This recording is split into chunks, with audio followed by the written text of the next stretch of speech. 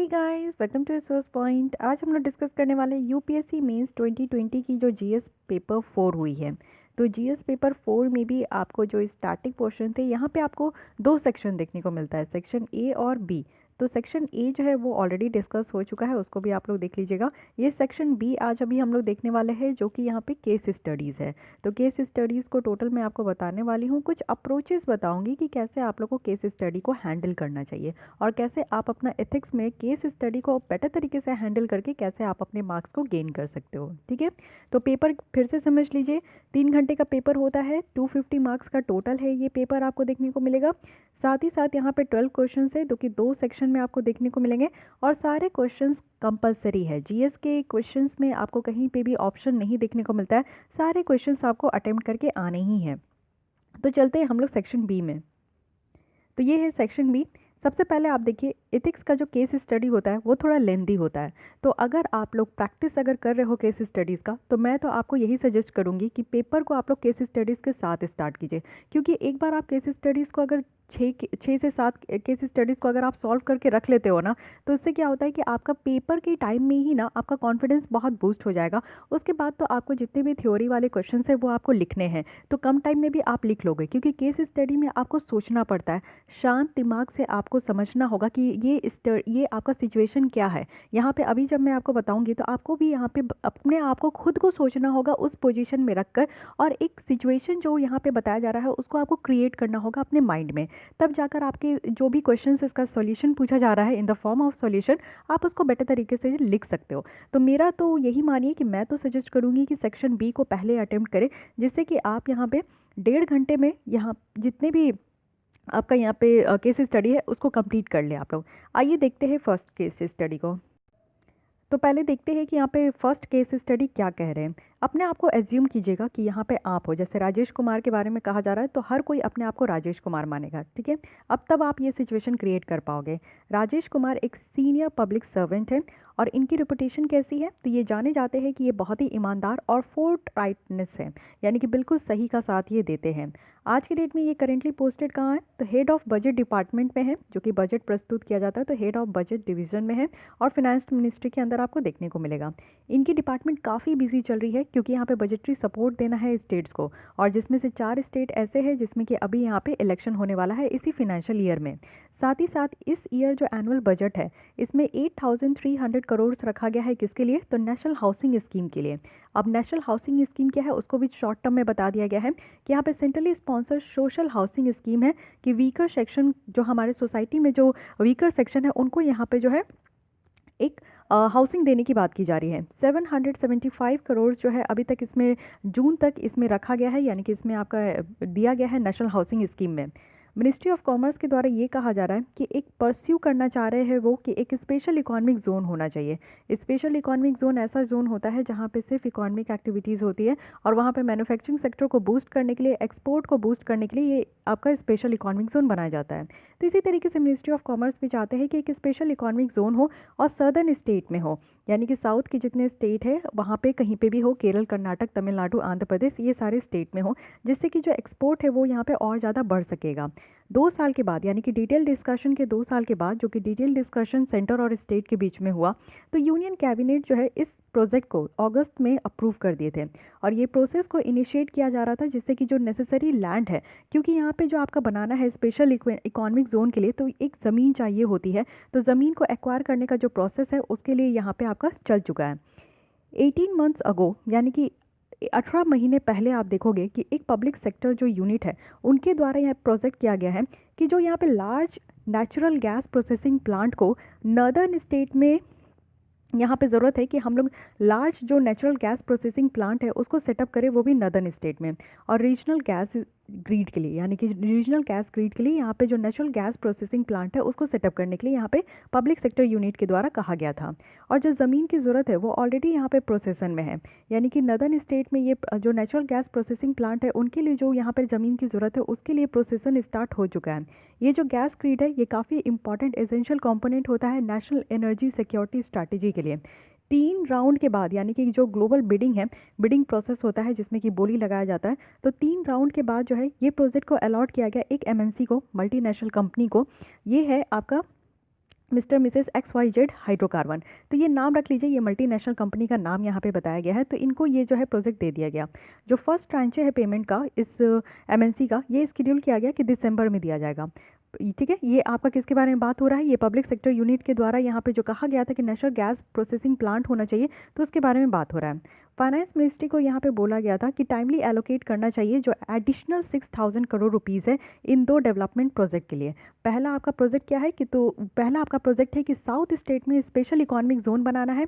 दूसरा प्रोजेक्ट है कि नॉर्थ स्टेट में एक नेचुरल गैस प्रोसेसिंग प्लांट बनाना है। तो इन दोनों प्रोजेक्ट डेवलपमेंट प्रोजेक्ट के लिए यहाँ पे टाइमली एलोकेट कर देना चाहिए, यानी कि जो जितना भी दिया गया है उसके अलावा यहाँ पे 6,000 करोड़ देना चाहिए। और ये डिसाइड किया गया था और रिकमेंड भी किया गया था कि फिर से जो इंटायर अमाउंट है, ये जो सबसे पहले स्टार्टिंग से जो नेशनल हाउसिंग स्कीम जो चल रहा था उसका जो इंटायर अमाउंट है फिर से उसको रीअप्रोप्रिएशन करना है, यानी कि फिर से देखना है कि उसमें कितने लोग हैं, कितना यहाँ पे खर्चा होगा, तो किस तरीके से यहाँ पे एलोकेशन करना है। ये जो फाइल है ये आगे चला और बजट डिपार्टमेंट के पास गया उनके कमेंट के लिए और फर्दर प्रोसेसिंग के लिए। तो इस केस फाइल को स्टडी करते हुए आप इट मीन्स कि राजेश कुमार को ये रियलाइज़ हुआ कि ये जो रीअप्रोप्रिएशन है इससे बहुत तरीके का जो है ये इनऑर्डिनेट डिले देखने को मिला, यानी कि जो बार बार ये देखा जा रहा है कि इस स्कीम के लिए कितना एलोकेशन करना है, कितने खर्चे होंगे, कितना पैसे देने की ज़रूरत है, तो ये जो अप्रोप्रिएशन हो रहा है इससे काफ़ी देर हो रहा है। यानी कि जो नेशनल हाउसिंग स्कीम है जिसमें कि वीकर सेक्शन के लोगों को हाउसिंग प्रोवाइड करना है, तो ये जो इसको एग्जीक्यूट करने में काफ़ी देर हो गया। एक प्रोजेक्ट को यहाँ पे ज़रूरत है कि इस प्रोजेक्ट को यहाँ पे ज़रूरत है कि जो सीनियर पॉलिटिशियन है उनके रैलीज़ में इसको जो है पब्लिश करनी है। साथ ही साथ यहाँ पे फाइनेंस की कमी के कारण जो है फिनेंशियल लॉस देखने को मिल रहा है स्पेशल इकोनॉमिक जोन में, और नेशनल एम्बेरसमेंट देखने को मिल रहा है क्योंकि इंटरनेशनल प्रोजेक्ट में जो पेमेंट देना है उसमें बहुत ज़्यादा डिले हो रहा है, बहुत ज़्यादा देर हो रहा है। राजेश कुमार, इट मीन्स कि आप लोग इस मैटर को डिस्कस करते हैं अपने सीनियर के साथ और वो यहाँ पे कन्वे करते हैं कि ये जो पॉलिटिकली सेंसिटिव सिचुएशन है इसको ज़रूरत है कि जल्दी से जल्दी प्रोसेस कर दें। तो राजेश कुमार, आप यहाँ पे रियलाइज़ करते हैं कि डाइवर्शन ऑफ फंड होगा, यानी कि एनएचएस से जो ये फंड है ना इसको यहाँ पे तो एनएचएस से जो यहाँ पे फंड दिया जाएगा उससे क्या हो सकता है कि काफ़ी डिफ़िकल्ट हो सकता है सरकार के लिए कि वो यहाँ पे क्वेश्चंस का सामना कर सकते हैं पार्लियामेंट में। यानी कि यहाँ पे आपका ये पूरी तरीके से सिचुएशन आपको बताया गया है। सिचुएशन आप समझ गए कि आप कौन है, आप बहुत ही ज़्यादा ऑनेस्ट है, आप बहुत ही ज़्यादा सच्चाई का साथ देते हैं और आपकी यहाँ पे पोस्टिंग कैसी है, तो हेड ऑफ बजट डिवीजन में आप यहाँ पे हेड हो। साथ ही साथ एक प्रोजेक्ट तो ऑलरेडी चल रहा है जिसमें एलोकेशन किया गया है नेशनल हाउसिंग स्कीम में। 2 प्रोजेक्ट यहाँ पे सैंक्शन किया गया है, एक प्रोजेक्ट है साउथ में जिसमें कि स्पेशल इकोनॉमिक जोन बनाना है, और साथ ही साथ आपका जो है नॉर्थ में है जिसमें कि यहाँ पे नेचुरल गैस प्रोसेसिंग प्लांट बनाना है। इन दोनों के लिए ज़मीन की ज़रूरत है, इन दोनों को यहाँ पे जो है आपका आगे लेकर चलना है, लेकिन एडिशनल 6,000 करोड़ यहाँ पे इसमें डालना है इस दोनों प्रोजेक्ट के, इस दोनों डेवलपमेंट प्रोजेक्ट के लिए। अब इसको देखने के लिए यहाँ पे आपके पास जो है ये केस फाइल आया, आप इस फाइल को देखें, आपको ये पता चला कि अच्छा एनएचएस में जो है बार बार ये जो रीअप्रोप्रिएशन करने की बात हो रही है कि एडिशनल और कितना यहाँ पे जाएगा, कितना यहाँ पे फंड देना है, तो उसके कारण ये जो स्कीम है ये बहुत डिले हो रहा है, टाइम पे ये कंप्लीट नहीं हो रहा, टाइम पे लोगों को उनका घर नहीं मिल रहा है। और साथ ही साथ आप लोग को आपके ऊपर ये भी प्रेशर है ना कि ये जो 2 डेवलपमेंटल जो प्रोजेक्ट है, 2 डेवलपमेंट प्रोजेक्ट है, इसको जो सीनियर पॉलिटिशियन है वो चाहते हैं कि अपने रैली में इसको दिखाया। जैसे पॉलिटिशियन सब बहुत अपना देखते हो ना कि बताते हैं कि मैं ये करूँगा, मेरा ये प्रोजेक्ट है, वो करना है, ये करना है, तो वैसे ये भी दिखाना चाह रहे थे, तो उसके लिए इसको तैयार करना ज़रूरी है। लेकिन आपके पास ये प्रॉब्लम है कि फाइनेंस की कमी है जिसके कारण जो है इंटरनेशनल प्रोजेक्ट भी बहुत ज़्यादा डिले चल रहा है। आप हो गए हैं डिलेमा में। अब आप यहाँ पे अपने सीनियर के साथ डिस्कस किए हो और यहाँ पे सीनियर का यही कहना है कि ये दोनों जो प्रोजेक्ट है इसको जल्द से जल्द यहाँ पे प्रोसीड करना चाहिए क्योंकि बहुत ज़्यादा ज़रूरी है। अब आप जो है यही सोच रहे हो कि अगर डाइवर्जन किया जाए, एनएचएस से फंड को अगर डाइवर्स किया जाए इन दोनों प्रोजेक्ट में अगर दिया जाए तो इससे सरकार को जवाब देना पड़ेगा पार्लियामेंट में। ठीक है, आप समझ गए सिनेरियो? नहीं समझे तो 3 बार और पढ़ लीजिए तब समझिए। किसी भी केस स्टडी के क्वेश्चंस को एक ही बार नहीं पढ़ना है, कोशिश कीजिए कि फास्ट रीड कीजिए, 3 से 4 बार जरूर पढ़ लीजिए। 3 से 4 बार लगातार कंटिन्यू आप पढ़ोगे, आपको समझ में आ जाएगा, सिचुएशन आपका क्लियर हो जाएगा।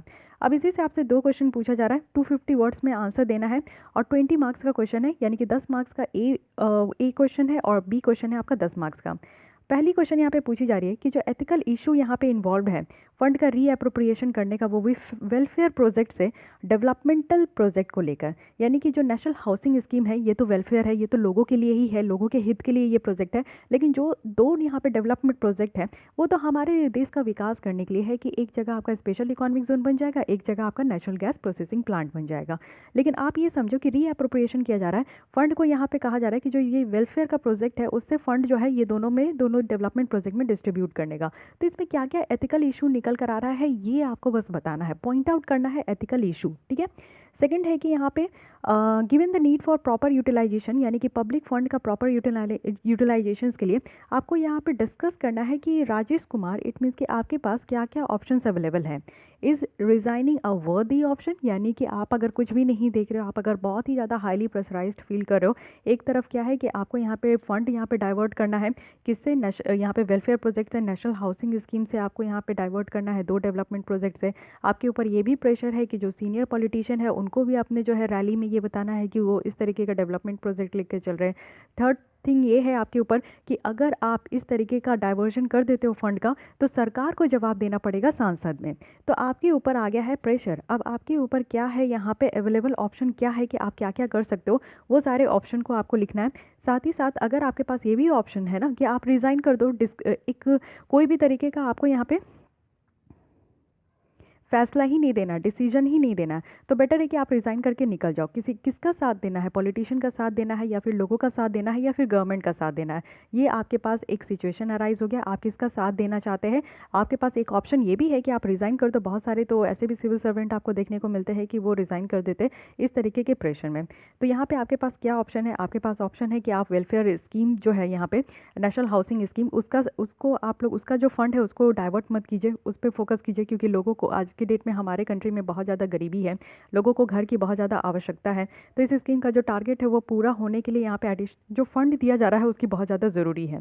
सेकंड आपके पास ऑप्शन ये है कि पॉलिटिशियंस को, जो सीनियर पॉलिटिशियन है उनको अपने रैली में ये चीज़ें दिखानी है कि वो डेवलपमेंट प्रोजेक्ट को आगे लेकर आ रहे हैं। तो आपके पास ये ऑप्शन है कि उसको पास तो करा दिया गया है, तो जल्दी से जल्दी उसके लिए जो है ज़मीन भी एक्वायर्ड करा दिया जाए, ताकि वो दिखा सके, अपना पैम्पलेट बना लीजिए और ताकि वो दिखा सके ब्रोंक्योर में कि हाँ वो ऐसा ऐसा डेवलपमेंट प्रोजेक्ट लेकर आ रहे हैं। थर्ड है कि गवर्नमेंट को यहाँ पे जवाब देना होगा कि अगर आप एडिशनल फंड, यहाँ पे जो भी फंड है हाउसिंग का, नेशनल हाउसिंग स्कीम का, अगर वो डाइवर्ट करते हो तो यहाँ पे गवर्नमेंट को जवाब देना होगा। तो इसके लिए आप बेटर तरीके से आप सोच सकते हो कि और आप क्या लिख सकते हो। डिफरेंट पर्सन का यहाँ पे डिफरेंट आंसर होता है, आप जिस तरीके से क्वेश्चन सोच रहे हो उस तरीके से आप आंसर लिख भी रहे हो, ठीक है। तो यहाँ पे आपके पास ये भी अपॉर्चुनिटी है कि मैं आपको ये क्वेश्चन जो है आज के लिए दे रही हूँ। आज तो हालांकि जो भी मेरे मेंस टेस्ट सीरीज से जुड़े हुए हैं उनके लिए ये क्वेश्चंस तो है ही, लेकिन अगर आप लोग इसका आंसर लिखना चाहते हो तो ज़रूर लिखकर हमारे, अगर जो भी मेंस टेस्ट सीरीज़ के साथ जुड़े हुए हैं वहाँ पे आप लोग भेज सकते हो, आपका ये आंसर ज़रूर वहाँ पे चेक हो जाएगा, ठीक है। आइए चलते हैं सेकेंड केस स्टडी में। तो आइए यहाँ पे देखते हैं कि सेकेंड केस स्टडी क्या है। भारत मिसाइल लिमिटेड के जो चेयरमैन थे वो एक दिन टीवी देख रहे थे, टीवी में एक प्रोग्राम चल रहा था जहाँ पे हमारे prime minister mister Modi ji nation को एड्रेस कर रहे थे और उनके द्वारा ये बताया जा रहा था कि जो आत्मनिर्भर भारत है उनकी ज़रूरत, क्यों हम लोग को जो है यहाँ पे सेल्फ रिलायंट इंडिया बनने की ज़रूरत है, इनके बारे में बताया जा रहा था। तो यहाँ पे जो चेयरमैन है, यानी कि आप हो वो चेयरमैन, ठीक है, खुद को एज्यूम कीजिए, जो आप हो चेयरमैन हो, वो यहाँ पे सारे एग्रीमेंट को जो है आप सहमत दे रहे हो और खुद में खुद स्माइल कर रहे हो और रियलाइज़ भी कर रहे हो अपनी भारत मिसाइल लिमिटेड की जर्नी, वो भी लास्ट 20 ईयर्स से। तो भारत मिसाइल लिमिटेड जो है काफ़ी अच्छा खासा, आप देखोगे कि जो first generation anti tank guided missile है उसको तो प्रोड्यूस की ही है, साथ ही यहाँ पे आप लोग देखो कि जो state of art anti tank guided missile जो वेपन सिस्टम है इसको भी डिज़ाइन की है और प्रोड्यूस की है, जो कि किसी भी कंट्री के किसी भी आर्मी के लिए बहुत ही ईर्ष्या का कारण बन सकता है। उनके द्वारा ये भी एज्यूम किया जा रहा था कि जो सरकार यहाँ पे एक्सपोर्ट, यानी कि मिलिट्री वेपनरी का जो एक्सपोर्ट कर रहे थे उनके ऊपर जो बैन लगाया है शायद इसको वो नहीं बदलेंगे। ये सरप्राइज़ होते हुए बहुत ही नेक्स्ट डे ही, एकदम से नेक्स्ट डे ही उनके पास एक टेलीफोन कॉल आता है डायरेक्टर जनरल जो कि मिनिस्ट्री ऑफ डिफेंस के हैं। वो उनसे पूछ रहे हैं, यानी आपसे पूछ रहे हैं, और जो मोडालिटीज़ है यानी कि यहाँ पे भारत मिसाइल लिमिटेड का यहाँ पे और ज़्यादा इंक्रीज़ करना है और जो यहाँ पे एंटी टैंक गाइडेड मिसाइल है उसका प्रोडक्शन करना है, और साथ ही साथ यहाँ पे पॉसिबिलिटी हो कि ये सेम चीज़ को हम लोग अपने फैमिली फ्रेंडली जो फॉरेन कंट्री है, यानी कि हमारे जो दोस्त है फॉरेन कंट्री, उनको हम लोग यहाँ पे एक्सपोर्ट कर सकें। जो डायरेक्टर जनरल है वो चाहते हैं कि चेयरमैन यानी कि आप इन सारे डिटेल्स को डिस्कस करें अपने स्टाफ के साथ, वो भी दिल्ली में नेक्स्ट वीक। ठीक है, यानी कि आप ये सोच रहे थे कि जो बैन लगा हुआ है कि मिलिट्री वेपनरी को एक्सपोर्ट नहीं करना है, तो शायद इस चीज़ पे जो है सरकार की रुख नहीं बदलेगी।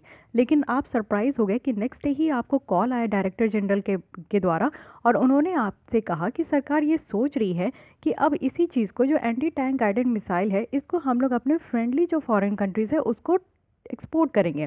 इसी के बारे में अब आपको डिस्कस करना है अपने सारे स्टाफ के साथ। 2 दिन के बाद प्रेस कॉन्फ्रेंस में जो डिफेंस मिनिस्टर है उनके द्वारा ये कहा गया कि अब यहाँ पे एम है कि जो करंट वेपन एक्सपोर्ट लेवल है उसको बढ़ाना है और डबल करना है नेक्स्ट 5 ईयर में। यानी कि 5 सालों के विदिन जो है यहाँ पे जो करंट वेपन एक्सपोर्ट है उसको डबल करना है। इससे क्या होगा, इससे हमारी फाइनेंसिंग का और ज़्यादा डेवलपमेंट होगा, हमारे यहाँ की जो फाइनेंसिंग होगी और साथ ही साथ हमारे यहाँ की जो बनी हुई वेपन्स है उसका डेवलपमेंट और मैन्युफैक्चर हमारे कंट्री में ज़्यादा से ज़्यादा होगा। साथ ही उनके द्वारा और भी कहा गया कि सारे जो इंडिजिनस आर्म्स मैन्युफैक्चरिंग नेशंस हैं, ये उनके पास गुड रिकॉर्ड है कि इंटरनेशनल आर्म्स ट्रेड का।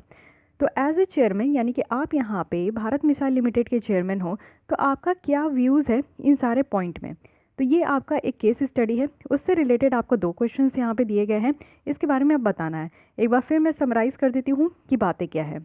आप यहाँ पे भारत मिसाइल लिमिटेड के चेयरमैन हो, आप एक दिन टीवी देख रहे हो, टीवी में प्रोग्राम आ रहा है प्राइम मिनिस्टर जी का, और वो आत्मनिर्भर भारत के बारे में बात कर रहे हैं। आत्मनिर्भर भारत बनना है और आप जो है मुस्कुरा रहे हो, आप भी अपना जो भारत मिसाइल लिमिटेड का जो जर्नी है वो 20 साल से उसको भी रियलाइज़ कर रहे हो। लेकिन आप जो है ये रियलाइज़ करते हुए आप ये सोच रहे हो कि आपने यहाँ पे पहला एंटी टैंक गाइडेड मिसाइल्स जो है उसको प्रोड्यूस किया, उसके साथ साथ अभी तक आपने जो है एक एडवांस वर्जन भी प्रोड्यूस किया है। लेकिन सरकार जिस तरीके से बैन लगाई हुई है कि हमारे यहाँ का कोई भी मिलिट्री वेपन को हम लोग एक्सपोर्ट नहीं करेंगे दूसरे कंट्री में, तो आपको ऐसा लग रहा है कि शायद अब सरकार जो है इस चीज़ को अभी भी कैरी ऑन करेगी, इसको नहीं हटाएगी। लेकिन नेक्स्ट डे ही आपके पास कॉल आता है मिनिस्ट्री ऑफ डिफेंस के डायरेक्टर जनरल का, वो आपको कहते हैं कि सरकार अब थिंक कर रही है कि ये जो मिलिट्री वेपनरी का जो एक्सपोर्ट है इसके ऊपर बैन हटाया जाएगा। अब हम लोग ज़्यादा से ज़्यादा जो है एंटी टैंक गाइडेड मिसाइल्स को अपने फॉरेन कंट्रीज़ को, फॉरेन फ्रेंड जो कंट्रीज़ हैं उनको हम लोग एक्सपोर्ट करेंगे। इसी से रिलेटेड जो है आपको अपने जो स्टाफ है उनके साथ डिस्कस करना है। और नेक्स्ट वीक तो 2 दिन के बाद ही जब प्रेस कॉन्फ्रेंस होता है तो डिफेंस मिनिस्टर जो थे वो यहाँ पे प्रेस कॉन्फ्रेंस में बताते हैं कि अब यहाँ पे डिफेंस मिनिस्टर का एम है कि 5 सालों के विदिन जो हमारा एक्सपोर्ट है मिलिट्री वेपन्स का वो डबल करना है। और इससे जो है हमारे कंट्री में हमारे यहाँ की जो इंडिजिनस वेपन है वो ज़्यादा से ज़्यादा डेवलप हो पाएगी, ज़्यादा से ज़्यादा मैन्युफैक्चर हो पाएंगी। और साथ ही साथ हमारे यहाँ की जो सारी इंडिजिनस आर्म मैन्युफैक्चरिंग नेशंस है उनके पास एक गुड रिकॉर्ड होगा इंटरनेशनल आर्म ट्रेड का। तो ये आपका पूरा केस स्टडी है। अब आपको यहाँ पे बताना है, पहला क्वेश्चन है कि as an arm exporter of a responsible nation like India, what are the ethical issue involved in arms trade। यानी कि आर्म्स ट्रेड को लेकर अगर हम लोग कोई भी इस तरीके का मिलिट्री वेपन को दूसरे कंट्री को बेचते हैं वो खरीदते हैं, तो इसमें इथिकल इश्यूज़ क्या क्या निकल कर आएगी, ये आपको नोट डाउन कराना है। साथ ही साथ आपको सेकंड क्वेश्चन में लिखना है कि 5 इथिकल फैक्टर्स आपको बताना है जिससे कि यहाँ पे जो आर्म्स है उनको हम लोग फॉरेन गवर्नमेंट को अगर सेल करेंगे तो उनके डिसीजंस को कैसे ये इन्फ्लुएंस करेगा, ये बातें भी आपको लिखनी है। अब तक आपको पता है कि डिफेंस सेक्टर में अगर आप देखो तो सारी चीज़ें जो है हम लोग इंपोर्ट करते हैं दूसरे कंट्री से, हम लोग अपने कंट्री में लाते हैं। मेनली आप रशिया और फ्रांस, यूएसए, ये सारे कंट्रीज़ आप देखते हो। लेकिन अब हमारा ये सपना है कि हम लोग इसको बेचेंगे। तो जब यहाँ पे बेचना होता है तो इसके लिए आपको आर्म्स ट्रेड एक्ट जो है उसके बारे में पता होना चाहिए, उसकी प्रोविज़न पता होना चाहिए, तभी आप यहाँ पे बेटर तरीके से बता पाओगे कि एथिकल इश्यूज़ क्या क्या है। यहाँ पे कुछ प्रोमिसेस होती है कि जो आर्म्स ट्रेड बेचा जा रहा है वो सिर्फ यहाँ पे अपने कंट्री के सेफ्टी के लिए इस्तेमाल किया जाएगा, ना ही किसी मास को, ना ही किसी पर्सन को यहाँ पे हर्ट करने के लिए इस्तेमाल किया जाएगा। इस तरीके का कुछ प्रोमिसेस होता है। तो एथिकल इशू यही है कि हम लोग जो इसको एक्सपोर्ट करेंगे हमारी जो हमारा इससे तो फ़ायदा होगा क्योंकि हमारी मैन्युफैक्चरिंग सेक्टर इससे बूस्ट होगी। लेकिन अगर हम लोग दूसरे कंट्री को एक्सपोर्ट भी कर रहे हैं तो यहाँ पे एथिकल इशू ये इन्वॉल्व होता है कि क्या वो इसको किस तरीके से इस्तेमाल करेंगे, क्या वो यहाँ पे लोगों को क्षति पहुँचाने के लिए इस्तेमाल करेंगे या फिर यहाँ पे जो अपने नेशन के सिक्योरिटी के लिए इसको इस्तेमाल करेंगे, कैसे इस्तेमाल करेंगे, ये सारे जो है एथिकल इश्यूज़ निकल कर आते हैं। ठीक है, तो इस तरीके से आपको अपना आंसर लिखना है। अब आते हैं हम लोग यहाँ पे थर्ड केस स्टडी में। फिर से सांस लीजिए, पानी पीजिए और ये आप लोग सुनिए। रामपुरा एक रिमोट डिस्ट्रिक्ट है जिसमें कि कुछ ट्राइबल पॉपुलेशन रहते हैं, आदिवासी लोग रहते हैं। ये एक्सट्रीम बैकवर्डनेस है और यहाँ पे एब्जेक्ट पॉवर्टी है, यानी कि इतना ज़्यादा बैकवर्डनेस है कि यहाँ पे बेसिक एमिनिटीज़ भी नहीं मिलते और गरीबी तो इस कदर होगा कि वहाँ पे लोगों को खाने की भी एक वक्त की सामान वहाँ पे जुटा पाना मुश्किल है। लोकल पॉपुलेशन जो थे ना, उनका यहाँ पे जो ज़िंदगी चलता है वो एग्रीकल्चर, खेती से चलता है और ये प्राइमरली सब्सिस्टेंस है, क्योंकि बहुत ही छोटे छोटे ये लैंड होल्डिंग है, यानी 1 हेक्टेयर आधे हेक्टेयर से भी कम के होंगे। तो ये आप लोग देखो कि यहाँ पे इनसिग्निफिकेंट इंडस्ट्री है और माइनिंग एक्टिविटी भी है, ये भी इतनी सही नहीं है। साथ ही यहाँ पे टारगेटेड वेलफेयर प्रोग्राम्स जो हैं वो भी यहाँ पे ट्राइबल पॉपुलेशंस को नहीं बेनिफिट पहुँचा पा रहा है। तो इस रेस्ट्रिक्टिव सिनेरियो में जो यूथ है ना, वो यहाँ पे दूसरे स्टेट में माइग्रेट कर रहे हैं, यानी कि इस जगह को छोड़कर वो दूसरे जगह जा रहे हैं, जिससे कि उनके फैमिली इनकम यहाँ पे बढ़ सके। साथ ही जो माइनर गर्ल है, जो छोटी छोटी बच्चियाँ हैं, वो अपने पेरेंट्स के साथ है और वो यहाँ पे लेबर कॉन्ट्रैक्टर के थ्रू ही वो परस्यूट किए जा रहे हैं, जिनसे उनको काम में, जैसे कि बीटी कॉटन फार्म है ना, तो अपने स्टेट के अगल बगल जो बीटी कॉटन फार्म है वहाँ उनको भेजा जा रहा है, जिससे वो काम कर सके। तो जो माइनर छोटी छोटी लड़कियों के जो सॉफ्ट फिंगर होते हैं, वो वेल सुटेड होते हैं कि कॉटन को वो अच्छे से प्लग कर सके, इससे कॉटन जो है वो बर्बाद नहीं होता। तो बच्चियों को ये सारा काम दिया गया है, लेकिन उनकी इनएडुकेट लिविंग और जो वर्किंग कंडीशन है इस फार्म में, उससे सीरियस हेल्थ इश्यूज निकल कर आया है माइनर गर्ल को। वो जो छोटी छोटी बच्चियाँ वहाँ पे जो काम कर रही थी, कॉटन प्लग कर रही थी, कॉटन को तोड़ के रख रही थी, उनको बहुत ज़्यादा जो है हेल्थ इशू निकल कर आ गया, क्योंकि वो सही तरीके से खा नहीं पा रही थी, सही तरीके से सैनिटेशन नहीं, उनको साफ़ सफाई का नहीं था, माल न्यूट्रिशन उनको प्रॉब्लम हो रहा था। तो इस तरीके से माइनर गर्ल्स को बहुत ज़्यादा हेल्थ इशू हो गया। जो उस डिस्ट्रिक्ट के जो एनजीओ थे ना, वहाँ के जो कॉटन फार्म थे, उनको ये देखा गया कि वो काफ़ी कॉम्प्रोमाइज़ कर रहे हैं और वो इफ़ेक्टिवली जो है ना, ये 2 इशू को देख भी नहीं रहे। पहला तो वो क्या करा रहे हैं कि छोटी बच्चियों से काम करा रहे हैं, यानी कि चाइल्ड लेबर हो रहा है, और दूसरा यहाँ पे आप देखो कि एरिया का डेवलपमेंट भी हो रहा है। ये तो स्टोरी है। अब आपको यहाँ पे डिस्ट्रिक्ट कलेक्टर जैसा, यानी कि रामपुर में आप डिस्ट्रिक्ट कलेक्टर अपॉइंट हुए हैं, आपको ये बताना है कि क्या क्या एथिकल इश्यूज़ आपको इसमें देखने को मिल रहा है।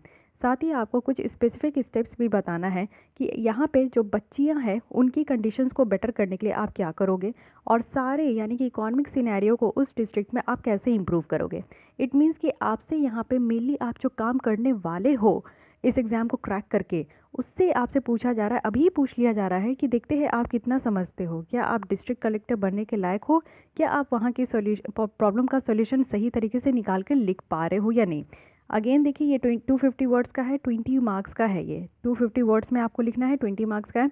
इसको बहुत अच्छे से लिखना होगा। ये क्वेश्चंस ऐसे होते हैं ना, जिसमें आप जो भी लिखते हो ये पता चल जाता है कि आपकी लेवल ऑफ थिंकिंग क्या है।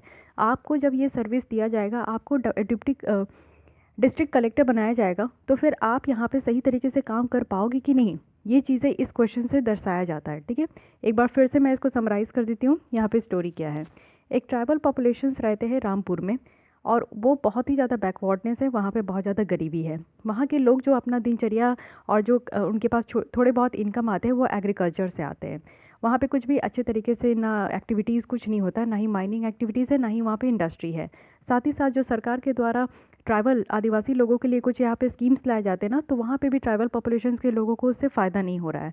तो वहाँ के जो मेनली बॉयज़ होते हैं, वो उस फैमिली से निकल कर जो है दूसरे स्टेट में चले जाते हैं, जिससे कि वो ज़्यादा कमाए और अपने फैमिली का ख्याल रखे। बट बच्चियाँ जो रह जाती है, बॉयज़ और गर्ल्स, तो बॉयज़ तो निकल गए, लेकिन गर्ल्स जो है उनको भेजा नहीं जाता है। गर्ल्स क्या कर रही है कि वहाँ पे बगल में एक cotton farm, BT cotton farm है, वहाँ पर जाती है और कॉटन प्लग करती है। कॉटन जब पूरी तरीके से बन जाता है तो उसको तोड़ तोड़ के रखती है, क्योंकि उसके सॉफ्ट हाथ होते हैं, तो उससे तोड़ने में आसानी होती है। तो ये काम किया जा रहा है। अब वहाँ पे लड़कियाँ जो है ट्राइबल पॉपुलेशन की, वो अच्छे से उनका खान पान नहीं हो पा रहा है, अच्छे तरीके से साफ़ सफाई नहीं मेंटेन कर पा रहे, जिनके कारण उनको बहुत ज़्यादा सीरियस हेल्थ इशू हो गया है। वहाँ के जो एनजीओ है भी है ना उस डिस्ट्रिक्ट के, वो भी इस पर फोकस नहीं कर रहे हैं। वो 2 चीज़ों को, यहाँ पे जो समस्या है उसको नहीं, वो इग्नोर कर रहे हैं। पहला तो यहाँ पे आप देखो कि एक चाइल्ड लेबर हो रहा है, जो कि यहाँ पे गलत है। दूसरा आप देखो कि गलत तरीके से एरिया का डेवलपमेंट भी हो रहा है। ठीक है, तो ये दोनों चीज़ गलत हो रहा है। तो आपको अब यहाँ पे आप यहाँ पे डीसी हो, तो आपको बताना है कि क्या एथिकल इशू है। ठीक है, एथिकल इशू आपको यहाँ पे देखना है। सबसे पहले तो यहाँ पे आपको डीसी होने के नाते मैं अपनी कुछ बातें बता रही हूँ, पूरी तरीके से नहीं बता रही हूँ। ठीक है क्योंकि ये पर्सन टू पर्सन वैरी करता है, आप इसको और बेटर तरीके से लिख सकते हो। मैं यहाँ पे आपको हाईलाइट कर रही हूँ। ओके, आप मत समझना कि मैं जो बोल रही हूँ बस उतनी ही आंसर लिखना है। नो, आंसर आपको बहुत अच्छे तरीके से लिखना है। एथिकल इशू ये है यहाँ पे कि जो यहाँ पे सबसे पहले जो इम्प्लीमेंटेशन नहीं हो पा रहा है कोई भी स्कीम का ट्राइबल पॉपुलेशंस के लिए। आप देखोगे सरकार के द्वारा बहुत तरीके का स्कीम्स लाया जा रहा है उनके वेलफेयर के लिए, उनके एजुकेशन के लिए। एकलव्य भी है, बहुत सारे ऐसे हैं। और अलग से इनका एक ऑर्गेनाइजेशन भी बनाया गया है जिसको कि ट्राइफेड कहते हैं। तो ट्राइफेड भी इनके ऊपर सही तरीके से ध्यान नहीं दे रही है, और मेनली यहाँ पे आप देखो कि lack of implementation of scheme है।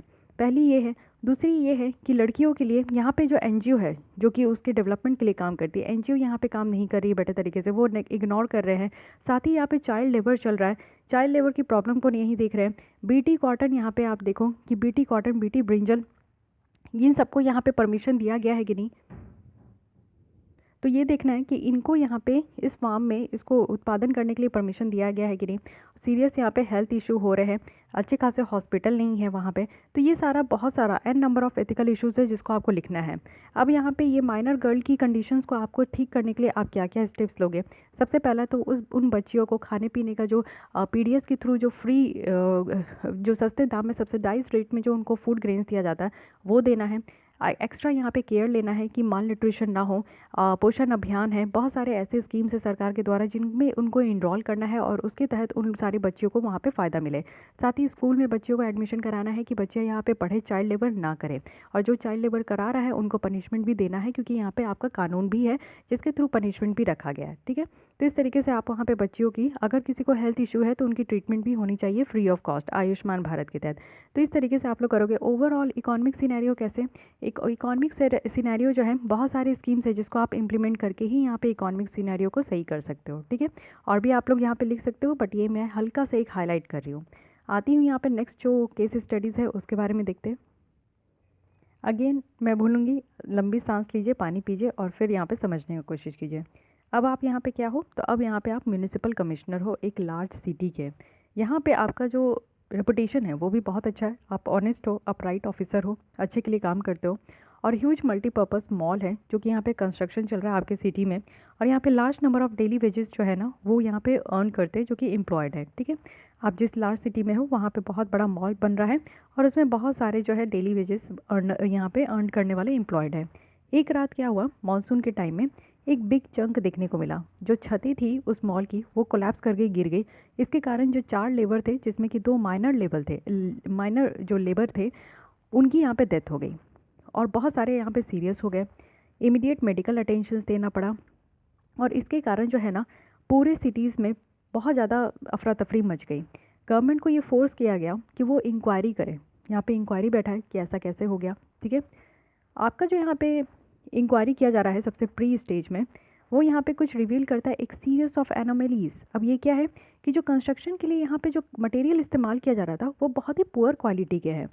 तो यहाँ पे बिल्डिंग प्लान्स को अप्रूव किया गया है, परमिट किया गया है सिर्फ एक बेसमेंट में।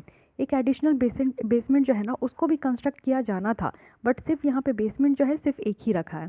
तो ये ओवरलुक कर दिया गया जब पीरियोडिक इंस्पेक्शन हुआ, यानी कि जो बिल्डिंग इंस्पेक्टर थे म्यूनिसिपल कॉरपोरेशन के, उनके द्वारा जब इंस्पेक्शन किया गया तो वो इस चीज़ को ओवरलुक कर गए। अब आपकी इंक्वायरी में आपको ये दिखा कि जो कंस्ट्रक्शन है मॉल का वो यहाँ पे ग्रीन सिग्नल मिल गया था बिना ये देखे हुए कि ये कौन सा एरिया है और कहाँ पे आता है। यानी कि ये आप देखो कि zonal master plan of the city के ये आपका स्लिप रोड में है। और ये जो परमिशन दिया गया है इस मॉल को कंस्ट्रक्ट करने का, बनाने का, ये प्रीवियस म्यूनिसिपल कमिश्नर के ही यहाँ पे हामी, मतलब कि वो भी चाह रहे थे और उन्होंने भी परमिशन दे दिया था, तभी ये बनना स्टार्ट हुआ था। जो कि सिर्फ आपके ना ही सीनियर है बल्कि एक बहुत ही अच्छे खासे प्रोफेशनली है और आपके गुड फ्रेंड भी हैं। यानी कि इस मॉल के कंस्ट्रक्शन में जो हामी दिया गया था वो आपसे पहले जो वहाँ के म्यूनिसिपल कमिश्नर थे उनके द्वारा किया गया था, जिनसे आपका रिश्ता बहुत अच्छा है, वो आपके बहुत अच्छे फ्रेंड है। प्राइमा फेसी में देखें तो जो केस है वो ऐसा दिख रहा है ना कि यहाँ पे आपका बहुत बड़ा नेक्सस है म्यूनिसिपल कॉर्पोरेशन के ऑफिशियल्स को भी लेकर और बिल्डर्स को भी लेकर। आपके जो कॉलीग है वो यहाँ पे आपके ऊपर प्रेशर डाल रहे हैं कि आप इस इंक्वायरी में थोड़ा स्लो हो जाइए, धीरे धीरे इंक्वायरी कीजिए, टाइम लीजिए। जो बिल्डर है ना वो बहुत ही ज़्यादा रिच है और बहुत ही इन्फ्लुएंसर है, यानी कि उनकी बातें बहुत कोई मानते हैं और ये क्लोज रिलेटिव भी हो सकते हैं, यानी कि वो इतने इन्फ्लुएंशियल है कि वो यहाँ पे प्राइम जो पावरफुल मिनिस्टर है स्टेट कैबिनेट के, उनके क्लोज रिलेटिव भी हो सकते हैं। ये बिल्डर जो है ना ये आपको परस्यूडिंग कर रहे हैं कि आप इस मैटर को हश कर दो, यानी ख़त्म कर दो, और प्रॉमिस कर रहे हैं आपको कि इस तरीके का चीज़ आगे नहीं होगा। और इस मैटर को रफा दफा करने के लिए आपको यहाँ पे मोटी रकम दिया जा रहा है। और वो ये भी चाहते हैं कि अगर ये मैटर रिजॉल्व नहीं हुआ जल्दी से जल्दी उनके फेवर में, तो कोई और यहाँ पे इस ऑफिस में है जो कि इस केस को फाइल करने के लिए आपके अगेंस्ट में जो है वो तैयार है, और ये पॉश एक्ट के अंदर। ठीक है, अब ये पॉश एक्ट भी आपको पता होना चाहिए। तो ऐसा हो गया, यानी कि आपको धमकी मिल गई। अब यहाँ पे एथिकल इशू डिस्कस करना है क्या क्या इस केस में है और क्या क्या ऑप्शंस आपके पास है इस सिचुएशन को लेकर। और आप कोई भी ऑप्शन को अगर सेलेक्ट कर रहे हो, आपको एक सेलेक्ट करना है ऑप्शन को, तो आप किसको सेलेक्ट करोगे और क्यों, इसको एक्सप्लेन करना है। ठीक है, एक बार फिर मैं समझा देती हूँ, समराइज़ कर देती हूँ। आप म्यूनिसिपल कॉर्पोरेशन है एक बहुत बड़ी सिटी के, वहाँ पे एक मॉल बन रहा है और अंडर कंस्ट्रक्शन है जब आप वहाँ पे पोस्ट हुए तो। ठीक है, वहाँ पे डेली बेसिस में बहुत सारे लेबर है जो कि वहाँ पे काम कर रहे हैं, कुछ माइनर लेबर भी है यानी कि 18 ईयर्स से कम के भी है। एक दिन ऐसा रात में हादसा हो गया कि वहाँ पे जो छतें थी मॉल की वो गिर गई। उसके गिरने से 4 लोगों की जान चली गई, 2 उसमें से माइनर भी थे। साथ ही बहुत सारे ऐसे लोग थे, लेबर थे, जिनको बहुत ही ज़्यादा सीरियस चोट लगी थी। पूरे सिटी में अफरा तफरी मच गया। आपको यहाँ पे, और बहुत सारे लोग यहाँ पे फोर्स कर रहे थे सरकार से कि इंक्वायरी करें, तो आप यहाँ पे इंक्वायरी करो। और इंक्वायरी करने के दौरान आपको यहाँ पे लूप होल पता चला कि जो बिल्डर थे वो यहाँ पे मटेरियल बहुत ख़राब इस्तेमाल कर रहे थे। सेकंड चीज़ ये है कि जो यहाँ पे म्यूनिसिपल कॉर्पोरेशंस के जो लोग यहाँ पे इसको अलाउ किए हैं इस प्रोजेक्ट को, वो यहाँ पे ये नहीं देखे कि इसमें कैसा मटेरियल इस्तेमाल हो रहा है। साथ ही साथ इसका जो बेसमेंट था वो सिर्फ एक ही बार बनाया गया, दूसरा बेसमेंट भी नहीं बनाया गया। जो इंस्पेक्शन कर रहे थे उस मॉल को, जब वो अंडर कंस्ट्रक्शन में था, चल ही रहा है, अंडर कंस्ट्रक्शन में है, तो उस समय इंस्पेक्शन करने के टाइम भी जो है यहाँ पे प्रॉपर तरीके से इंस्पेक्शन नहीं किया गया और इसको जो है ओके कर दिया गया। तो ये आपको 2 लूप होल देखने को मिला। इसके अलावा जब आप और आगे चल रहे हो तो आपको ये बोला जा रहा है कि आप धीरे धीरे थोड़ा इसको गति दो, यानी कि अपना जो इंस्पेक्शन है उसको धीरे धीरे कीजिए। अब यहाँ पे आपको ये भी पता है कि जो बिल्डर इसमें है वो बहुत ही ज़्यादा रिच है, बहुत ही ज़्यादा इन्फ्लुएंशियल है। मे बी ऐसा हो सकता है कि जो उस स्टेट के जो कैबिनेट के जो मिनिस्टर है ना, वो पावरफुल मिनिस्टर के क्लोज रिलेटिव भी हो सकते हैं। अब यहाँ पे एक दिन बिल्डर आपके पास आते हैं और आपको बोलते हैं कि इस फाइल को, मैटर को बंद कीजिए और इसके बदले में आपको जितना भी रिश्वत लेना है आप ले लीजिए, एक अच्छा खासा मोटी रकम आपको दिया जाएगा। अगर आप इस केस को, आपको ये तो ऑफ़र किया गया, दूसरा आपको धमकाया गया कि अगर आप इस केस को रफा दफा नहीं करते हो तो आगे चलकर आपकी आपकी आपके अगेंस्ट में कोई और भी यहाँ पे आ सकता है जो आपके अगेंस्ट में केस फाइल कर सकता है। और किस एक्ट के अंदर, तो ये पॉश एक्ट के अंदर। ठीक है, तो ये पॉश एक्ट क्या है? पॉश एक्ट कहने का मतलब है कि जो sexual harassment of women at work place act जो 2013 का है, उस एक्ट के तहत जो है यहाँ पे केस फाइल किया जाएगा इस म्यूनिसिपल कमिश्नर के अगेंस्ट में। ठीक है, तो ये बातें हैं। अब आपको बताना है कि क्या क्या एथिकल इशू इन्वॉल्व है। एथिकल इशू तो आप देख ही रहे हो कि यहाँ पे जानबूझ के गड़बड़ी की गई है, मटेरियल जो है वो ख़राब लगाया जा रहा है। आपसे पहले जो यहाँ पे म्यूनिसिपल कमिश्नर थे उनके द्वारा यहाँ पे परमिशन दिया गया। थर्ड चीज़ है कि जो बिल्डर है वो बहुत रिच है, वो घूस देने के लिए भी रेडी है, करप्शन भी यहाँ पे इंक्लूड हो रहा है। तो बहुत तरीके से आपको यहाँ पे एथिकल इशू देखने को मिलेगा। अब ऑप्शन आपके पास बहुत ज़्यादा ही यहाँ पे है कि या तो आप यहाँ पे बिल्डर को सज़ा दिलाइए, बिल्डर के अगेंस्ट में यहाँ पे रिपोर्ट फाइल कीजिए, या फिर अगर आप रिपोर्ट फाइल नहीं करते हो तो आप करप्शन लेके बैठ जाइए, यानी कि आप पैसा ले लीजिए और केस को जो है बिल्कुल बंद कर दीजिए। या फिर थर्ड है कि अगर आप इसमें घुसते हो तो रिस्क लेने के लिए आपको रेडी होना होगा, क्योंकि आपके ऊपर ये पॉश एक्ट लग सकता है। इट मीन्स कि जिस भी इंसान के ऊपर ये कानून लग जाता है उनके ऊपर एक मतलब आप समझ सकते हो कि जो ये आपका sexual harassment of women at work place वाला जो कानून अगर किसी भी इंसान के ऊपर लग जाता है तो इसमें लंबी जो है आपको देखने को मिलेगा कि वो लंबा चलता है। तो अगेन आप और भी ट्रबल में आ सकते हो, लेकिन फिर भी आपको कोई एक बात चूज़ करना ही है, तो वो आपको बताना है कि आप क्या चूज़ कर रहे हो और क्यों चूज़ कर रहे हो, एक्सप्लेन करना आपको। ठीक है, आते हैं यहाँ पे नेक्स्ट आर्टिकल में। हाँ, आर्टिकल बोल रही हूँ, एक्चुअली आदत सी हो गई। ये हमारा लास्ट यहाँ पे केस स्टडी है, चलिए देखते हैं। थोड़ा सा लेंथी है, देख लीजिए, है कि नहीं, लेकिन समझना है आपको फिर से सांस लेकर एकदम अच्छे से। आइए स्टार्ट करते हैं। परमल है एक स्मॉल लेकिन अंडर डेवलप्ड ये डिस्ट्रिक्ट है। एक परमल है, बहुत ही छोटा सा है लेकिन अभी भी अच्छे तरीके से डेवलप नहीं हुआ है, ऐसा जिला है।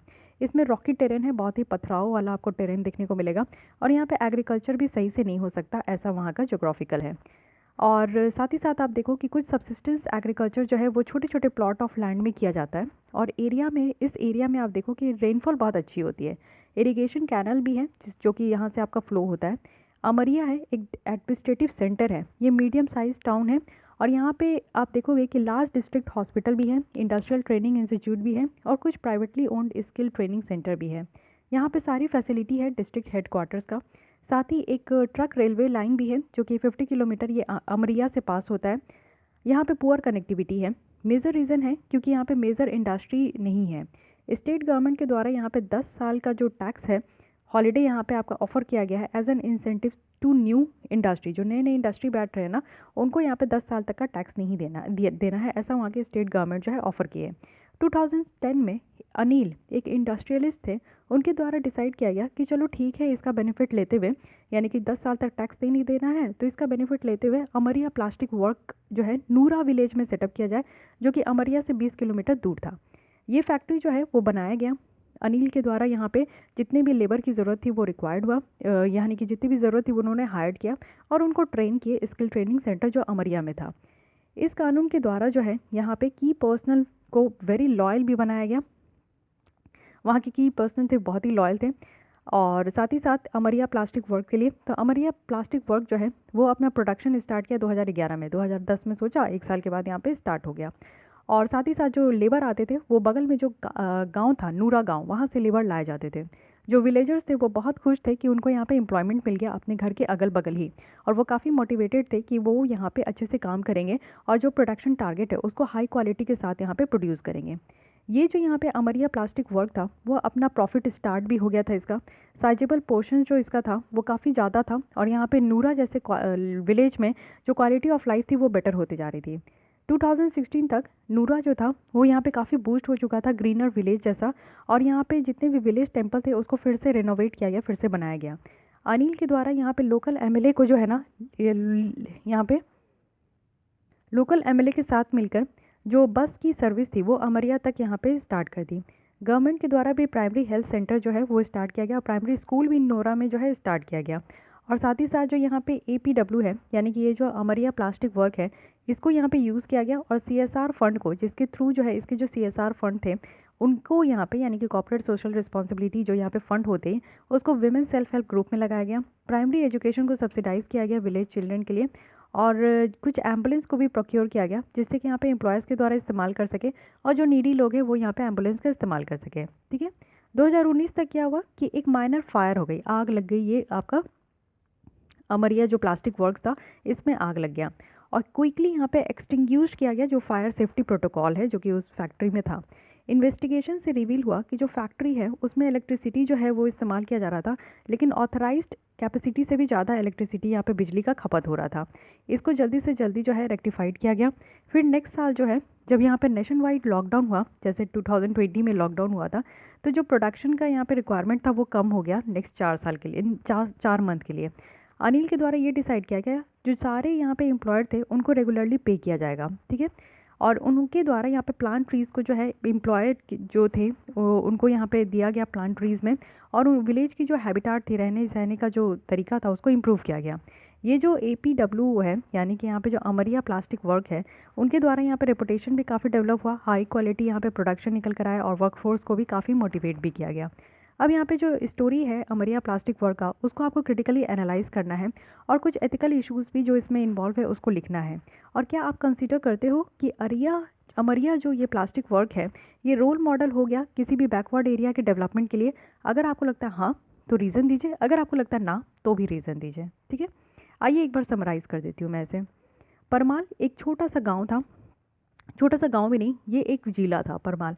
इसमें जो है ना इसकी रॉकी टेरेन थी, यहाँ पे एग्रीकल्चर भी सही ढंग से नहीं हो पाता था, लेकिन फिर भी कुछ लोग जो है ना ज़बरदस्ती एग्रीकल्चर करते थे, खेती करते थे, क्योंकि यहाँ पे बारिश और कैनाल की प्रोविज़न बहुत ही अच्छी थी। वहाँ पे एक आपका छोटा सा जगह था जो अमरिया कहते हैं, वो एडमिनिस्ट्रेटिव सेंटर था। यहाँ ये एक छोटा सा आपका टाउन था। यहाँ पे एक बड़े हॉस्पिटल थे, इंडस्ट्रियल ट्रेनिंग सेंटर भी था, साथ ही साथ यहाँ पे डिस्ट्रिक्ट हेडक्वार्टर भी था। साथ ही साथ आप देखो कि ट्रक रेलवे जो थी वो 50 किलोमीटर से दूर भी था, लेकिन यहाँ पे कनेक्टिविटी बहुत कम था क्योंकि इंडस्ट्री नहीं थी वहाँ पे। तो सरकार के द्वारा एक ऑफर लाया गया कि जो कोई भी यहाँ पे इंडस्ट्री सेटअप करना चाहता है उसको 10 साल तक जो है टैक्स नहीं देना होगा। इसी को देखते हुए अनिल जो थे वो 2010 में एक यहाँ पे फैक्ट्री सेटअप किए, इंडस्ट्री लगाए, जिसको अमरिया प्लास्टिक वर्क कहते हैं। अब यहाँ पे बगल में जो थे, अमरिया के बगल में एक नूरा विलेज था जहाँ से लेबर को यहाँ पे हायर किया गया और इस इंडस्ट्री में काम लगाया गया। लोग बहुत खुश थे कि उनको गाँव में अपने घर के बगल में ही उनको जो है जॉब मिल गया, बहुत ही खुश थे, उनको दूसरे शहर जाना नहीं पड़ा, तो साथ ही साथ उनको यहाँ पे जॉब दे दिया गया। 2011 में क्या हुआ कि बहुत ही अच्छे तरीके से यहाँ पे प्रोडक्शन होने लगे। लोग जो है बहुत ही 2010 में जो है यहाँ पे बन के तैयार हो गए, लेकिन 2011 में यहाँ पे प्रोडक्शन स्टार्ट हो गया। लोगों को यहाँ पे एम्प्लॉयमेंट मिल गई और प्रोडक्शन टारगेट भी यहाँ पे मीट करने लगे थे। 2016 में भी ये जो है काफ़ी ज़्यादा बूस्ट हुआ, इसका नाम हुआ अमरिया का नाम होने लगा। और साथ ही साथ यहाँ पे जो अनिल थे, यानी आप हो अनिल, ठीक है, अपने आप को समझो, तो अनिल जो थे वो यहाँ पे बस सर्विस भी स्टार्ट किए, स्कूल भी स्टार्ट हुआ, साथ ही यहाँ पे प्राइमरी हेल्थ केयर भी बना। महिलाओं के लिए जो women health self help group है उनको भी फ़ायदा मिला। सब्सिडाइज प्राइमरी एजुकेशन दी गई विलेज वाले लोगों को, एम्बुलेंस की सर्विस स्टार्ट की गई। तो बहुत सारी सुख सुविधा देने का इस तैयारी हो गया। 2019 में जो है आग लग गई उस फैक्ट्री में। आग लगी तो जो कुछ फायर सेफ्टी थी वो वहाँ पे प्रबंध किया गया। इन्वेस्टिगेशन से ये निकला कि जो इलेक्ट्रिसिटी का यहाँ पे इस्तेमाल करना था उससे ज़्यादा इलेक्ट्रिसिटी वो यूज़ कर रहे थे, इसलिए आग लग गई। तो इसको फिर से ठीक कर लिया गया। लेकिन 2020 में लॉकडाउन लगा। तो जब लॉकडाउन लगा तो आप ये सोचें कि जिस तरीके से आप डेली वेजेस में या फिर मंथली वेजेस में अपने लेबर को पैसे दे रहे थे, तो वैसे ही वो पैसे देंगे। लेकिन जो प्रोडक्शन था वो 4 महीने के लिए जो है ना वो कम हो गया था, क्योंकि इंडस्ट्री बंद करना पड़ा था लॉकडाउन में। लेकिन फिर भी आप वहाँ के लोगों को, वहाँ के जो एम्प्लॉयज़ थे आपके, आप उनको पैसे दे रहे थे और उनसे जो है उनकी विलेज हैबिटाट जो है इम्प्रूव हो रही थी। अब आपको ये बताना है कि ये जो अमरिया प्लास्टिक वर्क है, ये एक रेपुटेशन से यहाँ पे डेवलप हुआ कि हाई क्वालिटी प्रोडक्शन होता है और यहाँ की जो वर्कफोर्स है वो बहुत ही मोटिवेटेड होते हैं। तो क्या आपको क्रिटिकली एनालाइज करना है, यानी कि ये जो आपका अमरिया प्लास्टिक वर्क है इसकी पॉजिटिव और नेगेटिव दोनों साइडें आपको यहाँ पे बतानी है कि ये जो स्टोरी है इसके क्या पॉजिटिव पॉइंट है और इसके क्या नेगेटिव पॉइंट है, ठीक है। सेकंड थिंग कि यहाँ पे क्या एथिकल इशू इन्वॉल्व है ये आपको बताना है। तो इस तरीके से ये पूरा स्टोरी हुआ। अब आपको यहाँ पे क्रिटिकली एनालाइज करना है अच्छी चीज़ क्या है, बुरी चीज़ क्या है। अच्छी चीज़ तो यहाँ पे ये है कि जो एक छोटा सा गांव था और डिस्ट्रिक्ट था, जिला था, जिसको कि बहुत ही बेहतरीन बनाया गया। कल को आप डिस्ट्रिक्ट कलेक्टर बनते हो या किसी भी पोस्ट में आप वहाँ पे जाते हो एज एन IAS, अगर आप वहाँ पे काम करते हो, तो आपका काम ही यही है कि पिछड़े से पिछड़े जो जिला है उसको और ज़्यादा सुरक्षित बनाना, सुगम बनाना, वहाँ पे सारी फैसिलिटीज़ प्रोवाइड करना लोगों को। तो बहुत अच्छी चीज़ है। इंडस्ट्री भी वहाँ पे सेटअप किया गया और आप जो है इतना ज़्यादा रोज़गार भी सबको दिए, ये अच्छी चीज़ है। लॉकडाउन में भी आप किसी को जो है ये नहीं आप किसी को होने दिए कि दूसरी जगह आप चले जाओ, दूसरा काम करने चले जाओ। आप टाइम टू टाइम जो है उनको उनका जो अर्न था वो करते रह गए। उनको जितना मंथली पे करना था आपने उनको पे किया, बहुत अच्छी चीज़ है। मोटिवेटेड भी रहे लोग, लोगों की लाइफस्टाइल भी बिगड़ी नहीं, गरीबी रेखा से भी नीचे नहीं आए, खाने पीने का जो है किसी भी तरीके का दिक्कत नहीं हुआ, हॉस्पिटल भी हुआ, बराबर चेकअप होते रहा, एम्बुलेंस की भी सुविधा है, सारी चीज़ें अच्छी है, लोग बच्चे पढ़ भी रहे थे। बुरी चीज़ क्या है, नेगेटिव में आप क्या लिखोगे? नेगेटिव में ये है कि पढ़े लिखे और बिना पढ़े लिखे उस गांव के जितने लोग थे सबको यहाँ पे एम्प्लॉयड कर दिया गया। यानी कि यहाँ पे सब कोई बराबर हो गए। जो स्किल्ड थे, थोड़े पढ़े लिखे थे, शायद उनको कुछ अलग काम देना चाहिए था, लेकिन गांव के सारे लोगों को यहाँ पे जो है एक काम मिल गया। तो सारे लोग जो है ना यहाँ पे पढ़ने से पीछे आ गए होंगे कि चलो ठीक है यहाँ पे काम करना है तो काम करने के लिए आ जाते हैं, पढ़ाई लिखाई से क्या वास्ता, अच्छा चीज़ क्या सीखना, अच्छी जगह जॉब करके क्या करना, थोड़े बहुत पैसे मिल रहे थे उसी में वो लोग खुश हो जा रहे थे। तो कहीं ना कहीं ये आप नेगेटिव में लिख सकते हो और अच्छे तरीके से, ब्यूटीफुल तरीके से आप इसको दर्शा सकते हो। साथ ही और क्या नेगेटिव आपको दिखा आप ज़रूर लिखने का कोशिश कीजिए। और क्या ये रोल मॉडल हो सकता है बैकवर्ड एरिया के डेवलपमेंट के लिए? तो ऑब्वियस बिल्कुल हो सकता है, क्योंकि कोई भी बैकवर्ड एरिया है उसके डेवलपमेंट के लिए इसी तरीके से काम करना होगा, वहाँ पे सारी सुख सुविधाएं की चीज़ें देनी होंगी। और अगर लॉकडाउन का टाइम जैसे हम लोग ने देखा कि काफ़ी माइग्रेंट लेबर जो थे वो रिवर्स हो गए, जहाँ पे वो लोग रह रहे थे, जिस फैक्ट्री में काम कर रहे थे, जिस इंडस्ट्री में काम कर रहे थे, वहाँ के वहाँ के जो मैनेजर थे, वहाँ के जो सीनियर थे, वो सब जो है उनको कुछ भी हेल्प करने से डिनाई कर दिए। इवन उनको घर तक जाने के लिए भी पैसा उनको नहीं दिया गया। तो इस तरीके का नहीं करना चाहिए था। ऐसी स्टोरी होनी चाहिए जिससे कि अगर एक सक्षम मैनेजर हैं तो उनको इस तरीके से हेल्प ज़रूर करना चाहिए जिससे कि कोई भी लोग परेशानी में ना जाए, ठीक है। तो ये बहुत अच्छा है। और भी चीज़ें आप लोग लिख सकते हो। तो इतना ही रखते हैं, और भी आप लोग लिखने का कोशिश कीजिए। लिख कर अगर आप लोग हमने भेजना चाहते हो तो ज़रूर भेजिए। अच्छा, एक और है, एक सेकेंड मैं इसे भूल ही गई थी, ठीक है, ये भी इसी से रिलेटेड है। चलिए आइए देख लेते हैं। माइग्रेंट वर्कर्स जो हैं वो हमेशा सोशो इकोनॉमिक मार्जिन में वो रहते हैं हमारे सोसाइटी में। साइलेंटली वो सर्व भी करते हैं, यानी कि लेबर फोर्स एक ऐसा है जिसके कारण हमारी कंट्री डेवलप हो रही है। आज जिस घर में आप रह रहे हो वो इसलिए आप उस घर में रह रहे हो क्योंकि उसको बनाने के लिए भी लेबर का ही इस्तेमाल हुआ था। तो इस पैंडेमिक में आप देखो कि सबसे ज़्यादा जो फोकस किया गया इन्हीं के ऊपर किया गया। एक बार अनाउंसमेंट किया गया कि कंट्री में लॉकडाउन लगा देना है। बहुत लार्ज नंबर जो माइग्रेंट वर्कर्स थे वो डिसाइड किए कि वो अपने घर चले जाएंगे, वहीं पे वो एम्प्लॉयमेंट करेंगे। नॉन अवेबिलिटी यानी कि उनको ट्रांसपोर्ट नहीं मिला। आप देखे थे कि काफ़ी लोग पैदल चल के ही अपने गाँव तक पहुँचे थे, इससे उनको बहुत ज़्यादा प्रॉब्लम देखने को मिला। साथ ही साथ आप देखो कि भूख का भी उनको डर था, साथ ही उनके फैमिलीज़ में भी जो है इनकन्वीनियंस था। इससे क्या देखने को मिला कि जो माइग्रेंट वर्कर्स हैं उनका डिमांड था कि उनको वेजेस दिया जाए, ट्रांसपोर्ट फैसिलिटी उनको प्रोवाइड किया जाए, जिससे कि वो अपने गांव वापस लौट सके। लेकिन उनको ये सारी चीज़ें नहीं मिली, उनको बहुत दुख हुआ। बहुत सारे मल्टीपल फैक्टर्स से वो गुजरे, बहुत सारे लोगों की जान चली गई। आप भी देखें, चलते चलते जान चली गई। बहुत सारे लोगों को कई दिनों तक खाना नहीं मिला। बहुत सारे लोग जो है ना रबी क्रॉप को हार्वेस्ट नहीं कर पाए, बर्बाद हो गए, क्योंकि वो टाइम पे घर नहीं पहुंच पाए। साथ ही ये रिपोर्ट दिखाता है कि इनएडिक्वेट जो रिस्पांस था कुछ डिस्ट्रिक्ट में, जिसमें कि एसेंशियल जो बोर्डिंग है वो प्रोवाइड नहीं किया गया, लॉजिंग अरेंजमेंट नहीं किया गया, लोगों के रहने का इंतज़ाम नहीं किया गया। तो आप इससे क्या सीख रहे हो? बहुत सारे लेसन्स आपने इससे सीखा होगा इस सिचुएशन में। जब आपको ये टास्क दिया जाएगा, आपको ये टास्क दिया जा रहा है कि आप यहाँ पर डिस्ट्रिक्ट डिजास्टर रिलीफ फोर्स जैसा फंक्शन करो अपने डिस्ट्रिक्ट में, तो आपके ओपिनियन से आपको बताना कि क्या क्या एथिकल इश्यूज़ इस करंट माइग्रेंट क्राइसिस का निकल कर आया था, और क्या आपको एथिकल केयर जो कि स्टेट के द्वारा दिया गया था, आप इसको क्या समझते हो, कैसे समझते हो, और क्या असिस्टेंस यहाँ पे सिविल सोसाइटी को देना चाहिए, जिससे कि जो माइग्रेंट है वो यहाँ पे जो सफ़र कर रहे हैं सिमिलर सिचुएशन में, उनको थोड़ी सी रिलीफ मिल सके। इट मीन्स कि ये आप लोग समझो कि एक सिचुएशन उठा के हू बहू रख दिया गया है जो कि लॉकडाउन में हुआ था। जो माइग्रेंट लेबर पैदल चल के आ रहे थे, तो उसी चीज़ का यहाँ पे बताया जा रहा है कि उनको किस तरीके से परेशानी का सामना करना पड़ा था। अब आपको यहाँ पे जिस जिला में आप हो, तो उस जिला के आपको डिस्ट्रिक्ट डिजास्टर रिलीफ फोर्स आपको दिया जा रहा है, उसके तहत आप काम कर रहे हो। तो आपको ये टास्क दिया गया है कि आप उस सिचुएशन से बहुत सारी चीज़ें सीख रहे हो। तो आपको अपने ओपिनियन में बताना कि क्या एथिकल इश्यूज़ अराइज हुआ है इस करेंट जो माइग्रेंट क्राइसिस है। यानी कि माइग्रेंट क्राइसिस में सबसे पहला जो यहाँ पे आपको एथिकल इश्यूज़ देखने को मिलेगा कि सबसे बड़ी बात ये है कि चाहे बच्चे हो, बड़े हो, बूढ़े हो, एडल्ट हो, हर किसी को एक ही जैसा यहाँ पे प्रॉब्लम फेस करना पड़ा। सारे लोग जो है किसी तरीके से मजबूर थे कि अपने वो गाँव वापस लौटे। दूसरा है कि यहाँ पे अचानक से हाथ छोड़ दिया गया। थोड़ा सा यहाँ पे बताना चाहिए था, उनको रिलीफ देना चाहिए था, उनके रहने का इंतज़ाम करना चाहिए था, उनको खाना यहाँ पे प्रोवाइड करना चाहिए था। और बहुत सारी महिलाएं ऐसी थी जो प्रेग्नेंट थी, लेकिन वो उनको हॉस्पिटल में एडमिट नहीं किया जा रहा था। तो वो सारी चीज़ें, बहुत सारे यहाँ पे एथिकल इश्यूज़ है जो कि आपको यहाँ पे लिखना होगा। आप यहाँ पे जो एथिकल केयर दिया जा रहा था स्टेट के द्वारा, उससे क्या समझते हो, आपको कैसा लगा? ये आपकी अपनी सोच होनी चाहिए।